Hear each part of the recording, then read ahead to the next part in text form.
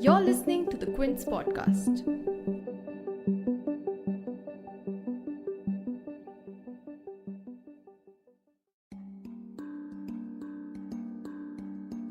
Once the top cop in Mumbai Police, Param Bir Singh now has a lookout notice issued against him for allegedly being on the run and reportedly even leaving the country. The recent development in the extortion case connected with the Antilia bomb scare incident comes after Maharashtra Home Minister Dilip Patil on 30th September said that the state government is on the lookout for Singh and that they are working with the centre to find him. Singh, who has multiple corruption allegations, has been summoned on several occasions by the National Investigation Agency, the Central Bureau of Investigations, and several Mumbai police stations for warrants against him. However, he has not turned up for a single one. But the big question is, how is it possible that a serving Mumbai police senior official can just disappear without anyone's notice? And what does it speak about the governmental agencies handling the investigation? Joining us today to discuss the developments is senior Mumbai-based journalist Sujata Anandan and Vakasha Sasdev, the Quint's legal editor.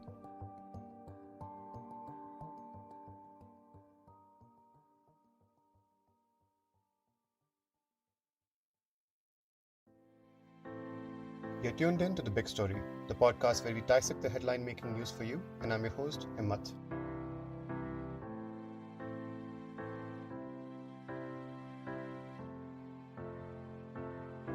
Let's start with a quick recap of what the case is and how Param Bir Singh came under the radar.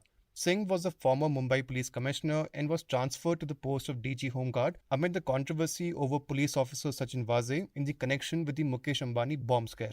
Walse is believed to be Singh's close aide and was allegedly also associated with Mansukh Rain, the owner of the SUV laden with explosives outside Ambani's house on 25th February.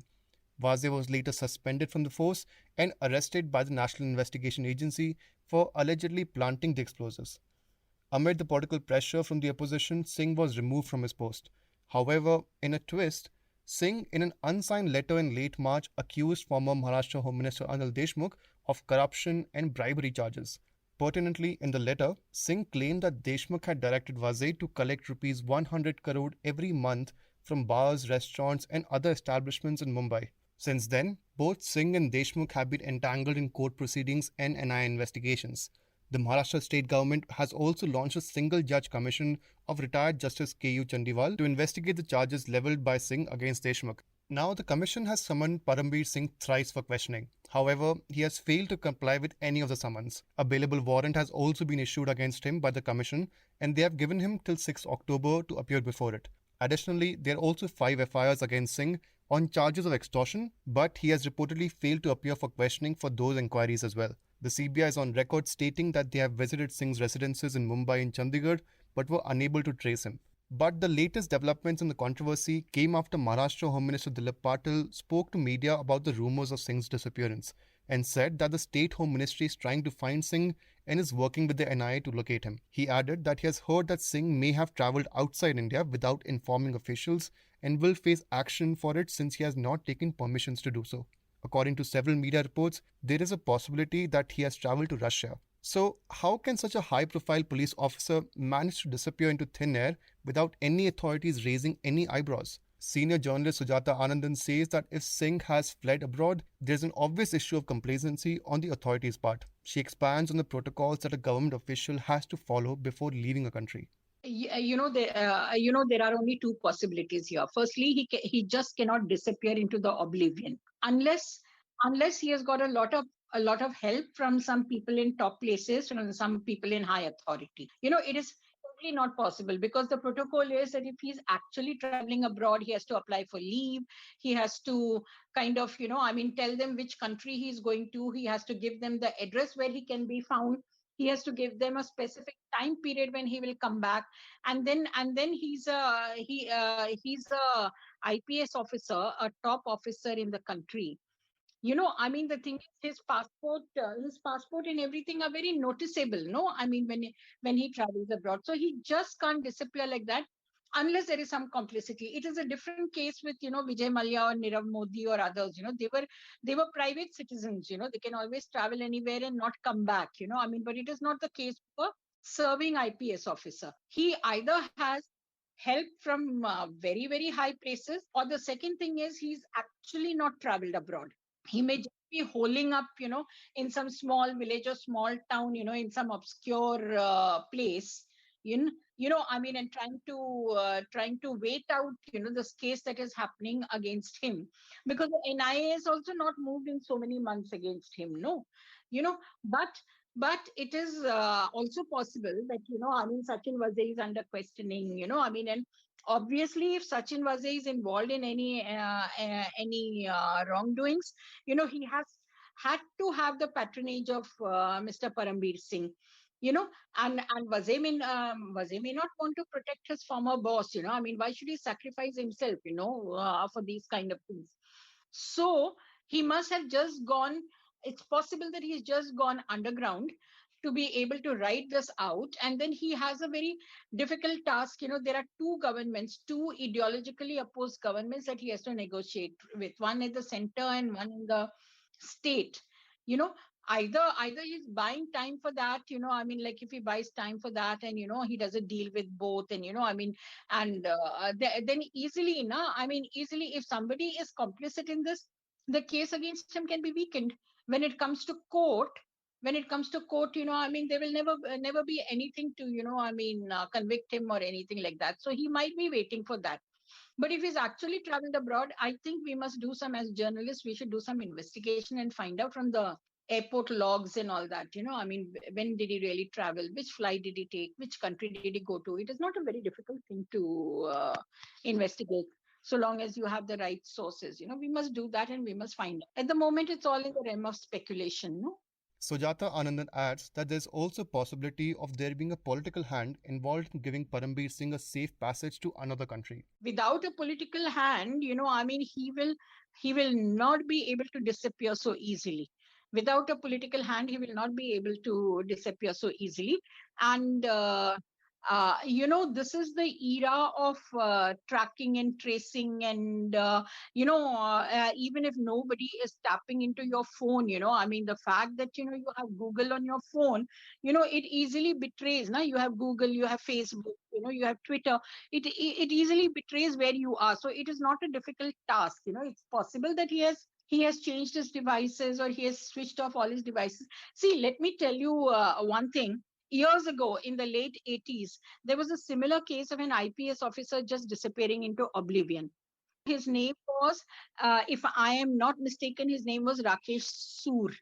He was a deputy commissioner of police, DCP, and he was in charge of the narcotics division of the Mumbai Police. And at that point of time, there was a lot of drug smuggling, drug trading, a lot of gang wars and all those things. And the newspapers were full of the fact that he was complicit with the drug traders and drug smugglers. So one day there was all this talk about it. Next day he had just disappeared, and the Mumbai police just could not track him down. But that was the time when there was no internet or anything. Na? You can just disappear. You don't have to. Nobody knows. And there were no television channels, etc. So your face is not plastered all over the place. Nobody can recognize you. So that has happened in the past, and I don't think that police officer had any help, but the circumstances of the situation were such that he could just disappear. He must have had help from the drug smugglers or drug traders. They even with regard to Mr. Singh, I would say that if he has not gone through the airport, he could easily have taken a boat. He could easily have taken a boat to some ship, anchored somewhere a few miles from the coast. And then, now presuming even if he has landed in Dubai, the first port of call, you will always have record now of somebody who has come there. So it does merit some investigation to find out, exactly how it has happened. And this is also not the first time we are seeing that an accused has fled the country without anyone raising eyebrows. Take the cases of Vijay Mallya and Nirav Modi, who had both fled the country just days into police levelling charges against them. However, Singh's case may be different since he is a serving officer of the Mumbai Police, and currently there are only bailable warrants issued against Singh, and he still has time to appear before the commission for questioning. While speaking to the media, Minister Patil stated that a lookout notice has been issued against Singh, and that he cannot travel abroad without any government clearance. However, if Singh has traveled abroad without any notice, what legal options do the investigating agencies have to bring him in? The Quint's legal editor, Vakasha Sasdev, weighs in. So obviously, at this point, the big question is where has he gone? Has he actually left the country? Has he not? I mean, we're hearing things about that, and we're hearing some pretty interesting rumors, which obviously we will have to investigate before we can tell you more.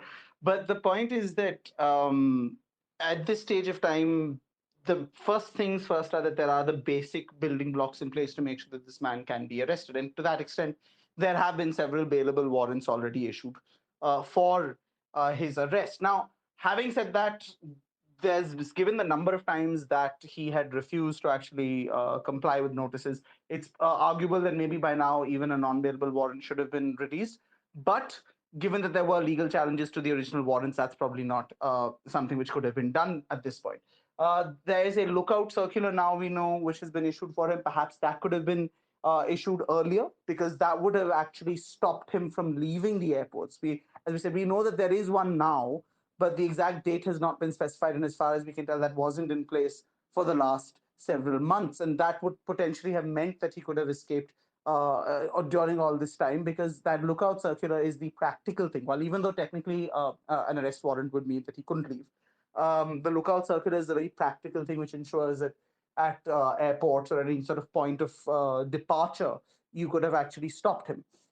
Now, assuming, of course, and presuming now that he has indeed left the country, then the options you have to start looking at are slightly different. Number one is you have to make sure that there are lookout notices which are issued, which have an international effect as well, right? So for instance, the Interpol's red corner notices, that's obviously something which has to be, initiated at this point of time.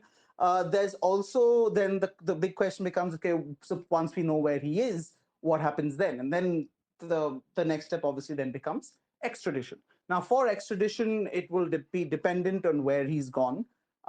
India has extradition treaties with, I believe, 45 countries, including Russia, which is one of the places where there are claims that he might have gone. We have, obviously, with all major countries, there's either an extradition treaty or a different kind of extradition agreement. So that's with another 12. So a total of 57 countries, the options are there. There are formal options for extradition. If he's gone to a country with which India does not have an extradition treaty or an extradition agreement, there can still be a request made via the Indian government, but then that becomes a sort of bilateral ad hoc arrangement, which there is no sort of defined procedure which we could rely on, and there's no right for India to claim for him to be sent back to the country.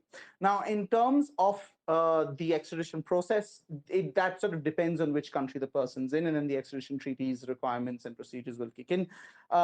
Each country also has its own protocols which have to be followed. For instance, we've seen the very long process which is there in the United Kingdom for extradition, which requires a magistrate's court to first say that this is possible, then that can be appealed all the way up to the UK Supreme Court. And then there's further discretion given to the UK Secretary of State, as we've seen happen, for instance, till now, and the reason for why Vijay Mallya's extradition has been delayed till this time. So all of that is kind of dependent on where he is. The basic requirements for an extradition request are that you have to have a case going on in your country for which there is sufficient material which can be submitted to the foreign country. The material should be able to disclose an offense which is there in both countries. So you can't have something which is only made up in your country, whereas the other country doesn't recognize that as a crime.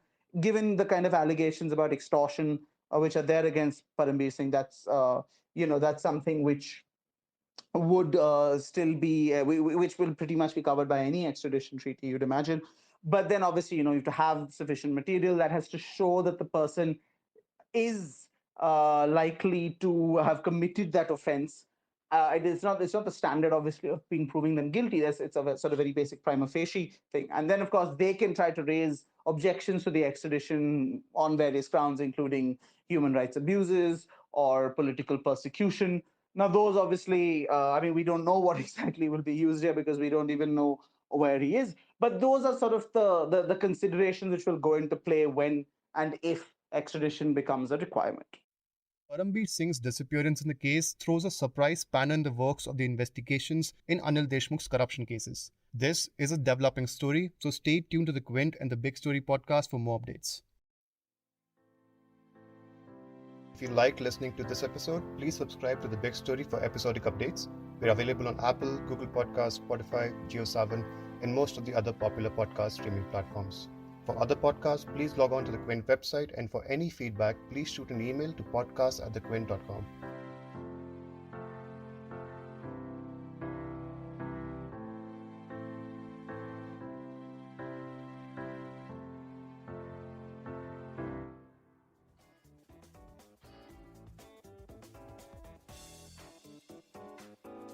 Thanks for listening. Log on to the Quint's website and check out our other podcasts.